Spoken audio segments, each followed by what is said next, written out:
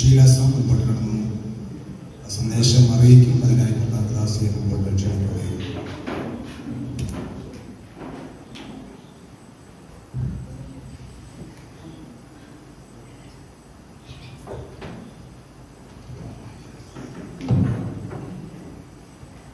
ദൈവത്തിന്റെ പരിശുദ്ധമായ നാമം മാറാനട്ടെ.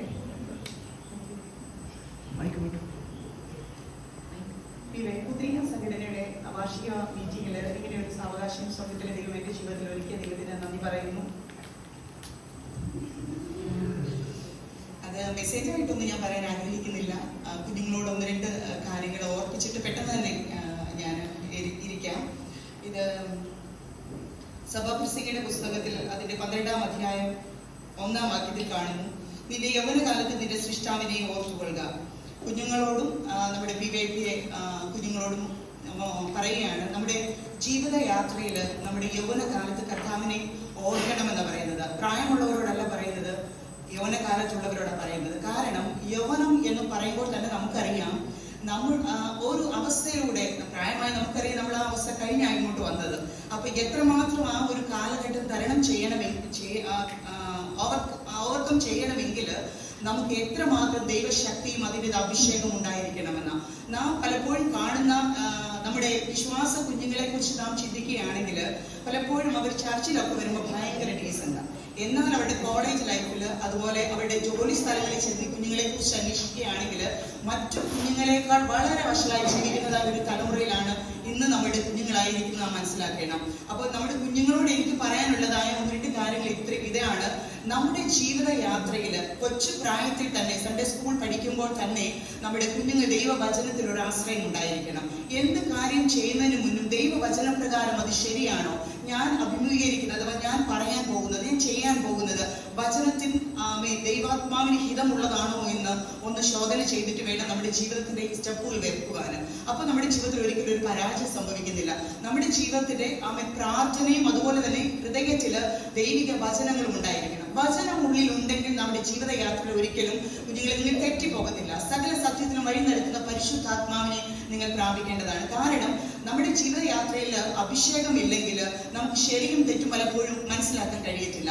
ദൈവവചനം നമ്മുടെ ഉള്ളിൽ ഇല്ലെങ്കിൽ നാം പലപ്പോഴും ജീവിതത്തിൽ പരാജയപ്പെട്ടു പോകും. അഥവാ പേഴ്സണൽ ലൈഫിൽ നമുക്കൊരു പ്രയർ ഇല്ലെങ്കിൽ നമുക്ക് കുടുംബ പ്രാർത്ഥനയിൽ ഇരിക്കുന്നവരായിരിക്കാം. എന്നാൽ മണിക്കൂറുകൾ കുറഞ്ഞ 1 മണിക്കൂറെങ്കിലും ദൈവസന്നിധിയിൽ ഒറ്റയ്ക്ക് ഇരിക്കാൻ കഴിഞ്ഞെങ്കിൽ നിങ്ങളുടെ ജീവിതത്തിൽ വളരെ ഒരു അനുഗ്രഹം ദൈവം തരും. നമ്മുടേതായ വിദ്യാഭ്യാസ മണ്ഡലങ്ങൾ അനുഗ്രഹിക്കപ്പെടുവാൻ വേണ്ടി സമയങ്ങൾ നമ്മൾ ടെക്സ്റ്റ് ബുക്കുകൾക്ക് മുമ്പിലും അതുപോലെ ട്യൂഷന് വേണ്ടിയും ഒക്കെ ചെലവഴിക്കും. എന്നാൽ നമ്മുടെ ആത്മാവിന്റെ സമ്പത്തിന് വേണ്ടി എത്രമാത്രം നമ്മൾ സമയങ്ങൾ ചിലവഴിക്കുന്നത് ശ്രദ്ധിക്കണം. അതുകൊണ്ട് നമ്മുടെ ജീവിതയാത്രയിൽ വചനം ഉണ്ടായിരിക്കണം, പ്രാർത്ഥന ഉണ്ടായിരിക്കണം, അതുപോലെ ചെറുപ്രായത്തിൽ തന്നെ പരിശുദ്ധാത്മാഭിഷേകം പ്രാപിച്ചവരായിരിക്കണം. നമുക്ക് നമ്മുടെ ഈ വചനത്തിലൂടെ ശ്രദ്ധിക്കുകയാണെങ്കിൽ 1 ശമൂവേലിന്റെ പുസ്തകത്തിൽ കാണുന്നുണ്ട്,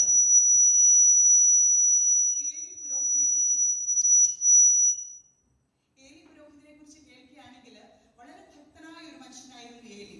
എന്നാൽ അത് ദൈവത്തിന്റെ ഹിതപ്രകാരം ദൈവത്തിൻ്റെതായ ആലോചന പ്രകാരം ജനത്തിന് വേണ്ടി ദൈവിക ശുശ്രൂഷകൾ ചെയ്തു കൊടുത്തിരുന്ന ആളാണ്. എന്നാൽ അദ്ദേഹത്തിന്റെ മക്കളുടെ കാലമായപ്പോഴേക്കും ആലയത്തിലാണ് അവർ വളരുന്നതെങ്കിൽ തന്നെയും അവരുടെ ജീവിതത്തിൽ ദൈവത്തെ വിട്ട് യാത്ര ചെയ്യുന്നൊരു അനുഭവമായിരുന്നു.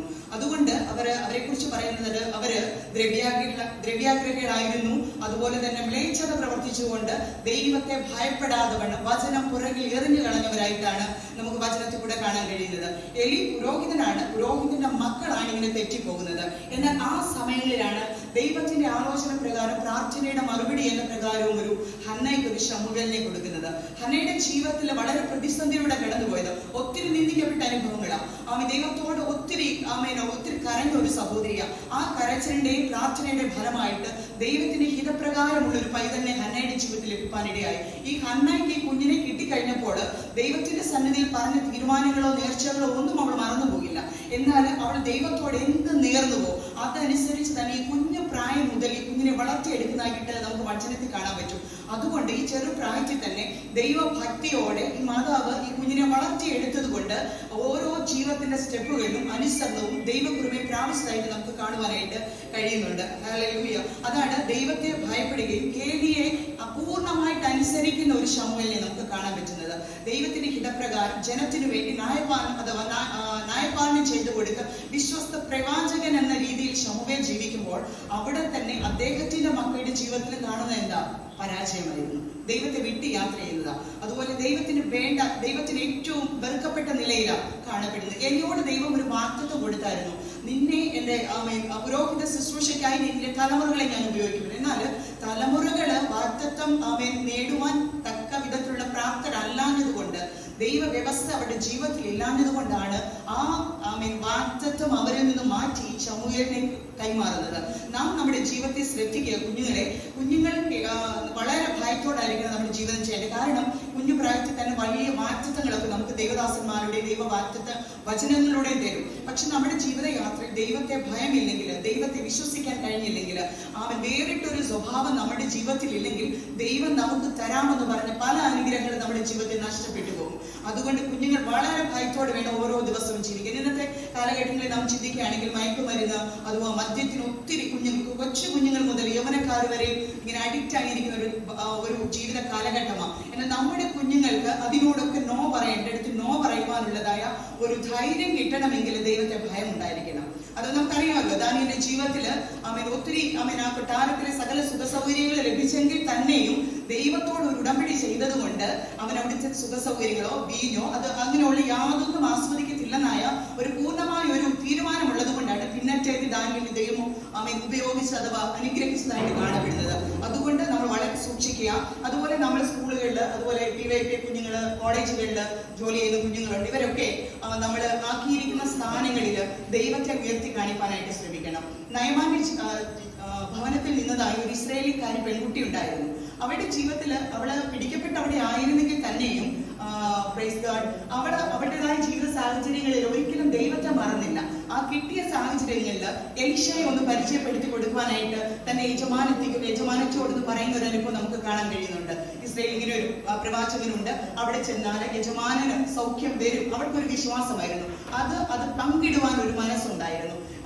പ്രതികൂല സാഹചര്യങ്ങളായിരിക്കും എങ്കിലും ദൈവത്തെ ഭയപ്പെടുന്ന ഒരവസ്ഥ, ദൈവത്തെ മറ്റുള്ളവർക്കൊന്ന് വരച്ചു കാട്ടി കൊടുക്കുന്ന ഒരു അനുഭവം ഇസ്രായേൽക്കാരി പെൺകുട്ടിക്കുണ്ടായി. അതുകൊണ്ട് നാം നമ്മുടെ ജീവിതത്തിൽ എപ്പോഴും ആരോടെങ്കിലും സുവിശേഷം പങ്കുവയ്ക്കുവാൻ അവസരം കിട്ടിയാൽ, നമ്മുടെ കർത്താവിനെ കുറിച്ച് പറയുവാൻ കിട്ടിയാൽ ലജ്ജിക്കാതെ വണ്ണം നാം അത് ചെയ്യണം.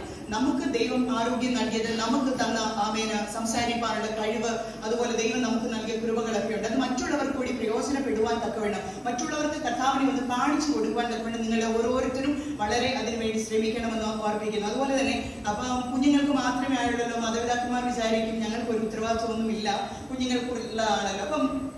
ഈ ഒരു കാര്യം മാതാപിതാക്കന്മാരോട് എനിക്ക് പറയാനുള്ളത്, ഏറ്റവും കൂടുതൽ കുഞ്ഞുങ്ങൾ ശ്രദ്ധിക്കുന്ന, ഞാനും ഒരു മാതാവാണ്, ഞാൻ പറയുന്നത് ഏറ്റവും കൂടുതൽ നമ്മുടെ തലമുറകൾ ശ്രദ്ധിക്കുന്നത് പിതാക്കന്മാരെക്കാൾ കൂടുതൽ മാതാക്കന്മാരെയാണ്.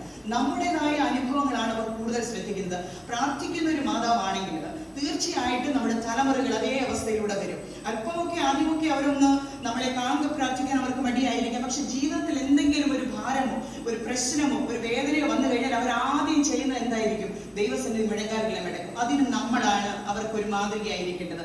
നാം കുഞ്ഞുങ്ങളുടെ മുമ്പിൽ മറ്റുള്ളവരുടെ കുറ്റം പറയുന്നവരാണെങ്കിൽ നമ്മുടെ തലമുറകളും അതേ രീതി വരും. മറ്റുള്ളവരെ സഹായിക്കാൻ ഒരു മനസ്സ് നമ്മൾക്ക് ഉണ്ടെങ്കിൽ നമ്മുടെ തലമുറകളും അവർക്ക് നൽകുന്ന സകല നന്മയിലും മറ്റുള്ളവർക്ക് കൂടെ ആശ്വാസമായി തീരാനിടയാകും. അതുകൊണ്ട് മാതാക്കന്മാർ വളരെ ഭയത്തോടായിരിക്കണം കുഞ്ഞുങ്ങളുടെ മുമ്പിലായിരിക്കാനും. അത് സാമർഥ്യമുള്ള സ്ത്രീകളായിരിക്കണം. ഏത് കാര്യങ്ങളിലും വളരെ ശുഷ്കാന്തിയോടും സാമർഥ്യത്തോടും കൂടെ കർത്താവിന്റെ സന്നിധിയിൽ അഥവാ കർത്താവിന്റെ വേലയ്ക്ക് വേണ്ടി കൈത്താങ്ങൽ കൊടുക്കുവാൻ സഹോദരിമാരെ ഇടയായി തീരണം. അതേപോലെ വാക്കുകൊണ്ട് നാം മറ്റുള്ളവരെ താങ്ങുന്നവരായിരിക്കണം. അബിഗലിനെ കുറിച്ച് ചിന്തിക്കുകയാണെങ്കിൽ അവരുടെ വിവേകപൂർണമായ വാക്കുകളാണ് ഒരു ജനത്തെ വിടുവിച്ചെടുക്കുവാനായിട്ട് സാധിച്ചത്. അതുപോലെ പ്രതിസന്ധിയോ പ്രതികൂലമോ ആരെങ്കിലും മാനസികമായി തളർന്ന് വേദനപ്പെട്ടിരിക്കുമ്പോൾ സഹോദരിമാരുടെ ഒരു ചെറിയൊരു വാക്കായിരിക്കാം അവരുടെ ജീവിതത്തിൽ ആശ്വാസമായി തീരുന്നത്. അതുകൊണ്ട് സഹോദരിമാരുടെ പ്രവർത്തനങ്ങളിലും ദൈവത്തെ ഉയർത്തി കാണിച്ചുകൊണ്ട് കുഞ്ഞുങ്ങളുടെ നടുവിലും നാം വളരെ ഭയത്തോടെ നിൽക്കുവാൻ സർവശക്തനായ ദൈവം സഹായിക്കട്ടെ. അതുപോലെ പിതാക്കന്മാരെ കുറിച്ച് പറയുന്നത്, ഏലി പുരോഹിതനായിരുന്നു, കർത്തൃവേല ചെയ്യുന്നവനായിരുന്നു, കുറ്റമൊന്നും പറയാൻ കഴിയാത്ത രീതിയിലുള്ള ജീവിതം നയിച്ചവനാണ്. എന്നാൽ ബൈബിളിൽ വ്യക്തമായിട്ട് പറയുന്നുണ്ട്, ഏലി തന്റെ മക്കള് ദുർനടപ്പുകാരും വശവത്തം ചെയ്ത് ജീവിച്ചപ്പോൾ ഈ പിതാവ് ഒരിക്കലും കുഞ്ഞുങ്ങളെ ശാസിച്ചമർത്തിയില്ല എന്ന്. നാം മനസ്സിലാക്കി പിതാക്കന്മാരുടെ കടമ എന്താ? കുഞ്ഞുങ്ങള് തെറ്റിപ്പോവുകയാണെങ്കിൽ അവരെ ശാസിക്കേണ്ടടുത്ത് ശാസിക്കുകയും ശിക്ഷിക്കേണ്ടടുത്ത് ശിക്ഷിക്കുകയും ചെയ്യുവാൻ ബാധ്യസ്ഥരാണ്. അതുകൊണ്ട് നമ്മുടേതായ PYK കുഞ്ഞുങ്ങൾ വളരെ ഭയത്തോടെ കർത്താവിന് പ്രസാദമുള്ളവരായിരിക്കണം. കർത്താവ് നമ്മളെ കുറിച്ച് പറയണം, എന്താ? വിശ്വസ്തനും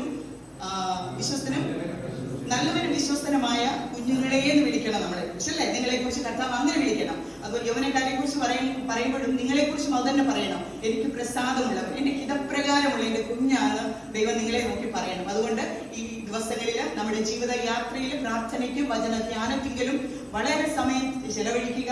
അഭിഷേകത്തിന്റെ ശക്തി പുതുക്കിയെടുക്കുക. നമ്മുടെ ലാഭോടെ കർത്താവിന്റെ സാക്ഷികളായി നാം ആയിരിക്കുന്ന ദേശങ്ങളില്, സ്ഥാനങ്ങളില്, അഥവാ കോളേജുകളില്, സ്കൂളുകളില്, ഓഫീസുകളിലൊക്കെ ആയിരിക്കണം. ദൈവം നമ്മെ എല്ലാവരെയും സഹായിക്കട്ടെ.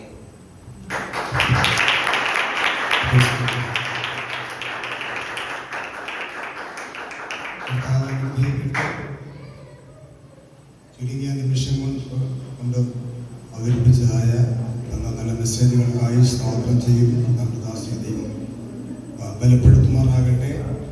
തുടർന്ന് ഒരു ആക്ഷൻ സൺഡേ സ്കൂൾ സ്റ്റുഡൻസ് അവരെ ക്ഷണിക്കുന്നു. Action Sunday school students.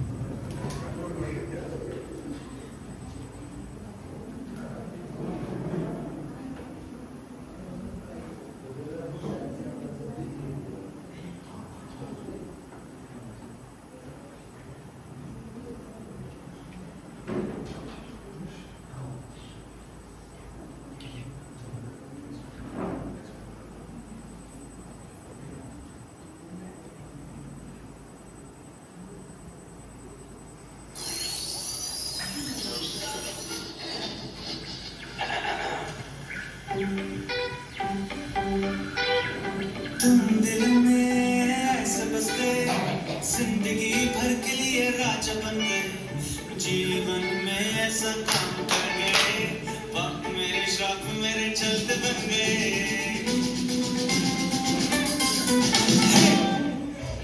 दिल में ऐसे बस गए, जिंदगी भर के लिए राजा बन गए, जीवन में ऐसा काम कर गए, वक्त मेरे श्राप मेरे चलते बन गए।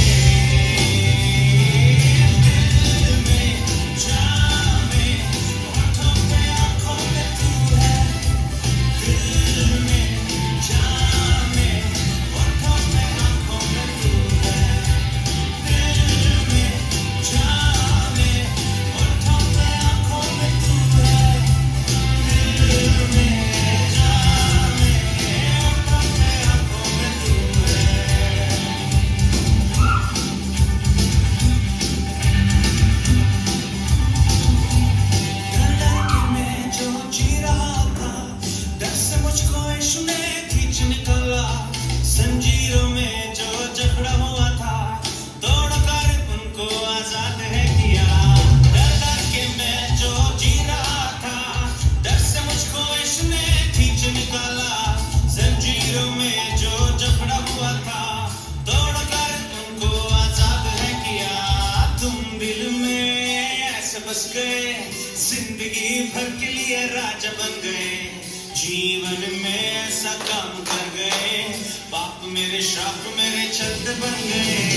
दिल में जान में आंखों में तू है, दिल में जान में आंखों में तू है, दिल में जान में आंखों में तू है, दिल में जान में आंखों में तू है।